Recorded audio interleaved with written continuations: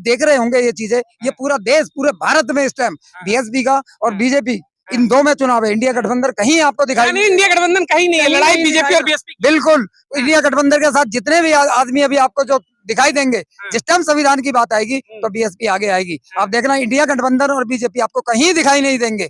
मुश्किल से अगर सीटें आई इनकी, मुश्किल से यूपी के अंदर जाए चाहे दिल्ली के अंदर जाए तो 50% से भी डाउन सीटें आएंगी इनकी। यानी कि संविधान की लड़ाई बीएसपी ही लड़ेगी। बिल्कुल बीएसपी वोट लड़ेगी, बीएसपी ही संविधान बचाएगी। और बीएसपी का जो कार्य करता है वो बिल्कुल जमीन से लगा हुआ कार्य करता है। बिल्कुल आप करते हैं। बीएसपी का एक बड़ा सवाल है कि दिल्ली की 7 लोकसभा सीटों में अगर आप वोट मांगने जाएंगे तो मुद्दा क्या लेकर जाएंगे? इस बार संविधान बचाने का ही मुद्दा मुख्य होगा। जमीनी हकीकत तो सारी हम अभी नहीं है, हम 10 सालों से अपने समर्थकों के साथ में अपने कार्यकर्ताओं के साथ में 10 साल से यही समझा रहे हैं लोगों को कि किस तरह से ये बीजेपी हम लोगों के अधिकारों को किस तरह से खत्म करे जा रही है। क्योंकि लोग क्या हैं, हमारे लोग पढ़े लिखे थोड़े कम होते हैं, ठीक है, वो संविधान को इतना जानते नहीं है, तो उसके लिए हम लोग आगे आते हैं, हम लोगों को समझाते हैं, अपने कैडर को तैयार। मुद्दा होगा। हाँ बिल्कुल मुद्दा है, संविधान बचाने का सबसे बड़ा मुद्दा भारत के अंदर यही है कि संविधान बचाओ, देश बचाओ। दिल्ली की 7 सीटों पर क्या माहौल रहेगा बीएसपी को लेकर? माहौल जनाब बहुत अच्छा रहेगा। इस समय भारत के अंदर 2 ही पार्टी चुनाव लड़ रही हैं, एक संविधान बचाने वाली और एक संविधान हटाने वाली। बहुजन समाज पार्टी संविधान के साथ है, संविधान को हर हाथ में बचाना है। और मेरा इस संगम बिहार की धरती से इन नागपुरी संतरों को सीधा संदेश है, अगर तुमने माँ का दूध पिया है तो संविधान की तरफ हाथ करके देख लेना। 2 अप्रैल 2018 दिखा देंगे, घर में घुस के मारेंगे अब की बार। ये एक बड़ी बात कही कि भाई संविधान को लेकर के उनके बड़े बड़े नेता कहते हैं कि 400 सीटें ला दो, संविधान पर भी विचार करेंगे, यानी बदलने तक की बात होने लगी है। ये मुद्दा होगा इस बार दिल्ली में लोकसभा में। सबसे पहला मुद्दा यही प्रचार करेंगे हम कि संविधान बचाना है। अच्छा, यही प्रचार होगा कि संविधान बचाना है। और इसके लिए SC ST OBC माइनॉरिटी पूरी तरह से तैयार है संविधान बचाने के लिए। सिर्फ 15% जो नारंगी खटमल है वो ही चाहते हैं कि संविधान बदले। को लेकर के 2024 लोकसभा चुनाव से पहले आज जिस तरीके से बीएसपी ने अपने प्रत्याशियों की घोषणा की, क्या कहना चाहेंगे आप लोग? देखिए, सबसे पहले तो बहुत बहुत धन्यवाद आपका राहुल भाई, जो आप आए और आपने बीएसपी के कार्यकर्ताओं को दिखाया और उनके टिकटों की वितरण के बारे में बात करी। कोई भी अभी तक नेशनल मीडिया, जो गोदी मीडिया है, उसने बीएसपी के जो दिल्ली में टिकट वितरण हुए उनके बारे में कोई चर्चा नहीं करी है। सबसे पहले आप आए हो, आपका बहुत बहुत और आपकी पूरी टीम का बहुत बहुत धन्यवाद। देखिए, हमारी ये जो आज लिस्ट है ये मैं आपको दिखाना चाहता हूँ। ये बीएसपी ने लिस्ट जारी करी है। इसमें सबसे पहले क्रमांक संख्या नंबर 1 पे ही एडवोकेट डॉक्टर कलाम आजाद का, अब्दुल कलाम आजाद का नाम जो दिया है, वो हमारी चांदनी चौक लोकसभा सीट से उनको उम्मीदवार बनाया है। जो हमारी बीएसपी पार्टी है उसने शुरुआत ही मुस्लिम चेहरे से करी है। लोग कहते हैं कि हमने इंडिया गठबंधन बनाया है, वो कहते हैं हमने एनडीए बनाया है, लेकिन दिल्ली की 7 सीटों में से एक भी मुस्लिम नहीं।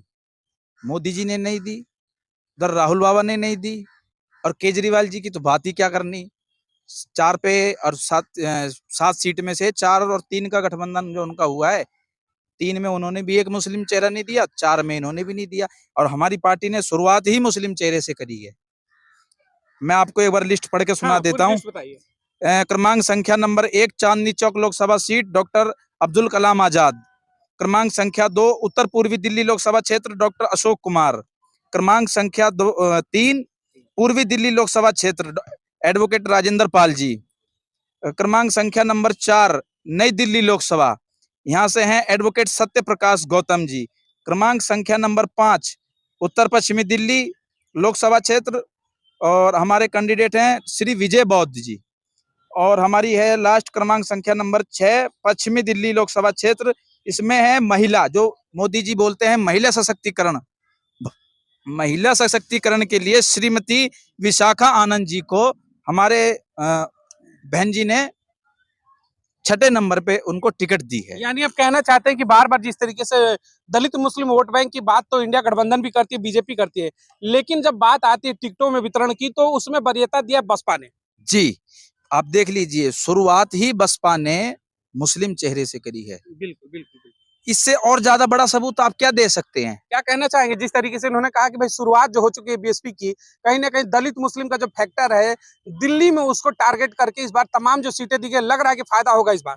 देखो, सबसे पहले तो मैं आपका वेलकम करता हूं राहुल भाई, जो आप यहां पर आए, बीएसपी के कार्यकर्ताओं को मौका दिया है।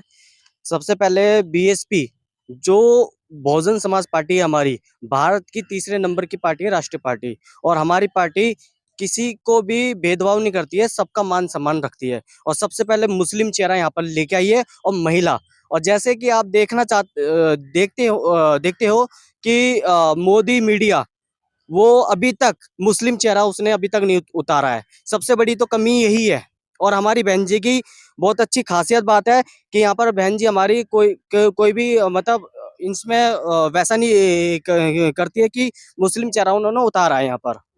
क्या कहना चाहेंगे जो तमाम प्रत्याशी हैं, इस बार लग रहा है कि दिल्ली की जो चुनाव है उसमें बढ़िया आप लोग लड़ाई दे पाएंगे, जहां भारतीय जनता पार्टी और गठबंधन के यहाँ पर प्रत्याशी हैं, बीएसपी के प्रत्याशी कितने कारगर होंगे?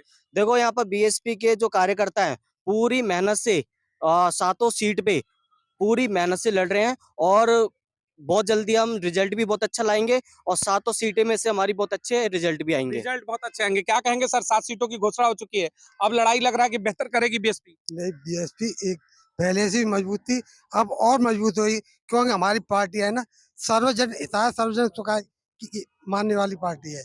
इसलिए बहन जी ने सभी को मतलब पहले नंबर पर तो बहुत मुस्लिम चेहरे को मौका दिया है, और जबकि कांग्रेस, आम आदमी पार्टी भी, बीजेपी किसी ने भी मुस्लिम चेहरे को मौका नहीं दिया है। यानी कि जो ये दलित मुस्लिम फैक्टर है, लग रहा है कि इस बार समर्थन रहेगा, दिल्ली में बेहतर परफॉर्म करेंगे आप लोग। बिल्कुल सबको अब ये कल परसों और सुना है कि ये दक्षिण दिल्ली। दक्षिणी दिल्ली में हाँ। यहाँ भी मुस्लिम चेहरे का मतलब मौका मिलने की संभावना है। प्रत्याशियों की घोषणा होगी, क्या लग रहा है? यानी कि दिल्ली में इस बार लोकसभा चुनाव में बड़ा मुद्दा होगा संविधान बचाने का। संविधान बचाने का यही प्रचार होगा हमारा, घर घर संविधान की लड़ाई होगी। संविधान की लड़ाई। सिर्फ 7 सीटों में क्या इसका प्रभाव पड़ेगा? बहुत बड़ा प्रभाव पड़ेगा। आप भी यही होंगे, हम भी यही होंगे। कितनी सीटों पर उम्मीद लग रही है कि इस बार बसपा निकालेगी यहाँ से, 7 में से?